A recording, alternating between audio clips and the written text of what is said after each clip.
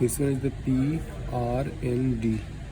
You can see here this one matching from here. So this one is the P, this one is the R, this one N, and this one D. So according to this gap, you can understand the meaning of this line P, R, N, D. So whenever you are replacing this servo module, you have to rotate inside of the transmission, then you can fix, because we don't know at what time this vehicle is breakdown. Now we cannot change the gear.